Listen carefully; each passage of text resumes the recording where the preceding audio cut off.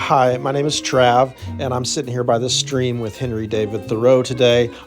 That's me picking on the guitar right there. The vast majority of the music on my channel is composed and performed by myself, Travelin' Trav. This is a funky little groove I'm playing on bass. I like to use this in a lot of my videos. I'm trying to tell you a whole lot of stuff about me so that you'll like to subscribe to my channel. You really believe, don't you? I am left paying dues. It's either everything or it's nothing. Slow moving river on the banks of October.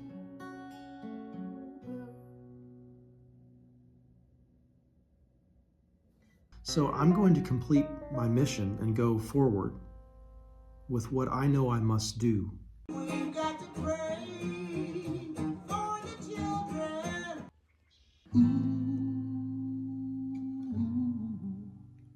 You are welcome here. Men whose lives had already been altered unrevocably by Kerouac's relentless, mad pursuit of something of substance as we sought some solace, possibly from the echoes of our nomadic ancestry on the road. Whenever I go to church, I always know that I might be in for a crucifixion. Coming like him in his death, and so somehow to receive this resurrection from the dead. Come, Holy Spirit, fall down on your people now, speaking the language of love. Come, Holy Spirit, fall down on your people now, speaking the language of love. Here's the thing about the Jesus story. It's either everything or it's nothing. It's become everything to me. And there are those of you out there who introduced this to me, who have a responsibility to what's grown in here. The insight, the wisdom, the intelligence, the understanding that I said yes to. Because when I said yes to Jesus, it was because I was so broken already at 22 that I was ready to make it everything. And I had a pastor who looked at me when I was in that process and he said,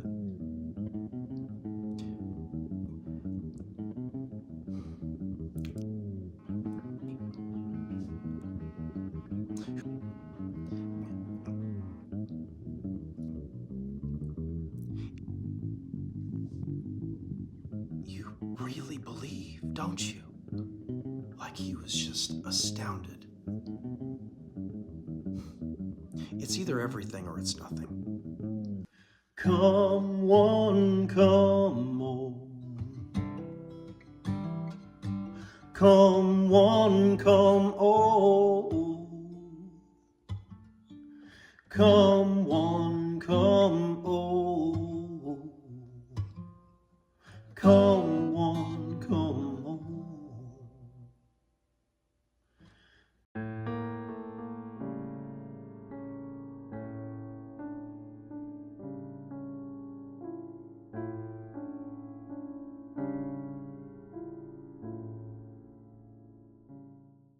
You are welcome in this place. We are grateful for your grace. Spirit rising from within, resurrect us again. You are welcome in this place. You are welcome in our hearts. Won't you give us a new start? Feel this emptiness we harbor. Let us drink from your water. You are welcome in our hearts. Come one, come all. Come one, come all. Come one, come all. Come one, come all.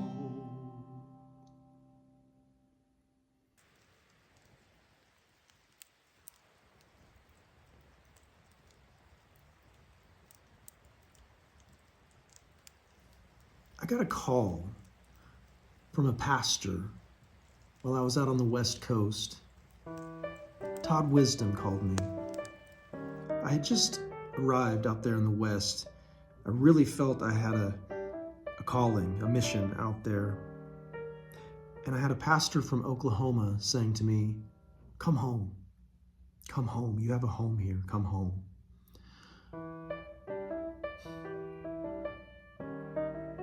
I don't know Todd really well. We've known each other for a bit. To get that call meant a lot. And also, I didn't quite believe him. But I knew it wasn't really a personal thing. It can't be a personal thing anymore. Not for me. The personal is too painful. It's too much. I hear an archetypal call. Come home. Everyone's coming home. Everyone's coming home. And what I told him that day was, I said, "You know what? I have a mission out here, which in all reality deserves support from the body.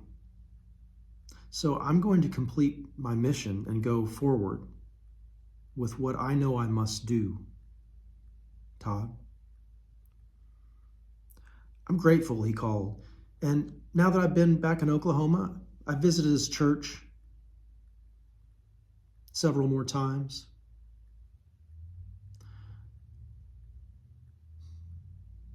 Whenever I go to church, I always know that I might be in for a crucifixion.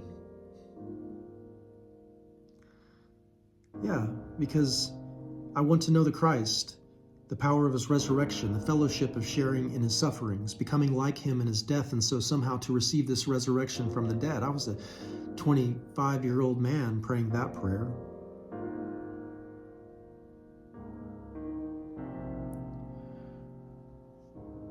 I'm not much use in this world anymore. In many conventional senses.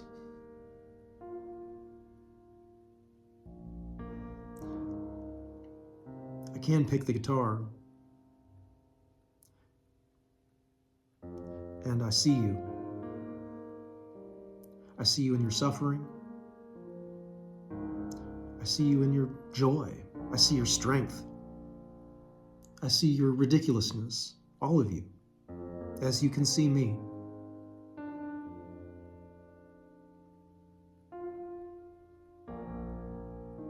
Here we are.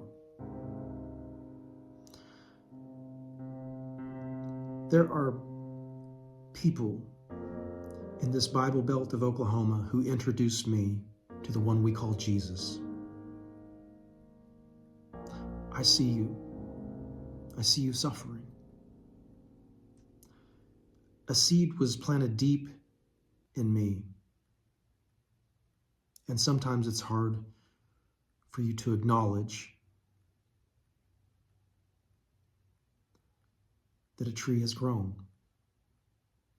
Jesus was hung on a fallen tree, or rather, trees felled by a fallen humanity. This zero-sum game was already started way back then. So few people seem to understand these things, but it is these understandings that were driving the men out into the forests. These humiliated and exhausted men who no longer had the fortitude to contribute to the madness in any conventional sense. These men who could only believe that their prayers were being heard. Men who believed that Coltrane was onto something perennial when he and Elvin Jones and McCoy Tyner and Jimmy Garrison recorded Love Supreme. Men whose lives had already been altered unrevocably by Kerouac's relentless, mad pursuit of something of substance as we sought some solace, possibly from the echoes of our nomadic ancestry, on the road, as it were. Hallowed is my name's misfortune, forced into my brother's shoes. Every time I seek the